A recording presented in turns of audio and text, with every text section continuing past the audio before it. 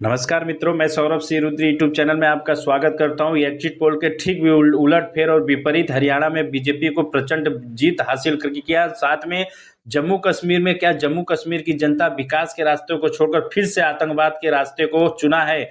ऐसा इसलिए मैं कह रहा हूं कि जम्मू कश्मीर के 90 सीटों में से नेशनल कॉन्फ्रेंस की अमर उदुल्ला वाली पार्टी को 42 सीट प्राप्त किया है। तो इससे क्या इसका मायने निकाला जा रहा है और साथ में हम जानेंगे दोस्तों की सबसे महत्वपूर्ण बातें कि क्या माता वैष्णो देवी जी का जो सीट है वहां पर बीजेपी हार गई या जीती, अयोध्या की तरह क्या हार गई। इस विश्लेषण को सबसे आसान और शॉर्टकट विश्लेषण जानने के लिए सिर्फ चैनल को लाइक, कमेंट और सब्सक्राइब कर लीजिएगा।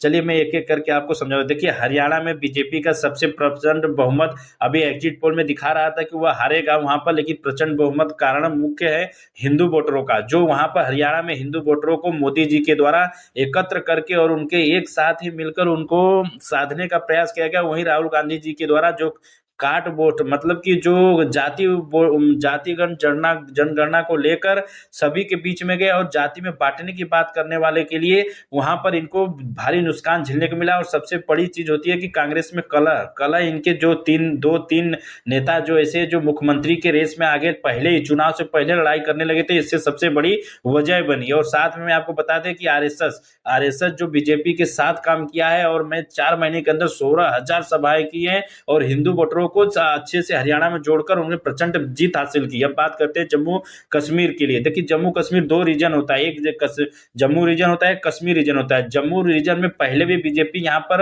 लगभग आपको बता दें कि 28 सीट पहले भी चुनाव होता था तो प्राप्त की है, इस बार 29 सीट प्राप्त की है। और वहीं साथ में आपको बता दें कि जो कश्मीर रीजन में देखिए मुस्लिम बहुल्य संख्या है वहां पर।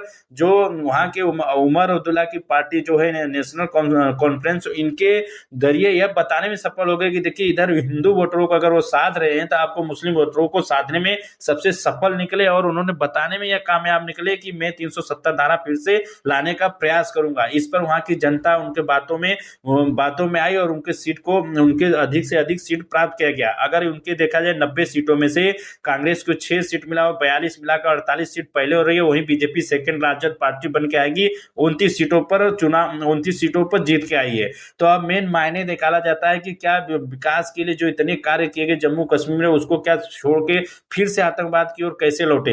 लौटने का अर्थ यह है दोस्तों कि अगर फिर से 370 धारा वहां पर लागू कर दिया गया तो फिर वही पत्थरबाजी, फिर से वहां का अलग नियम कानून बनेगा जिसपे वह फिर विकास तरफ न जाकर विनाश की तरफ बढ़ेंगे। अब बात करते हैं माता वैष्णो देवी की सीट का। माता वैष्णो देवी के सीट पर वहां बीजेपी प्रचंड जीत हासिल कर चुका है, न कि वह अयोध्या की तरह वहां पर हार गई।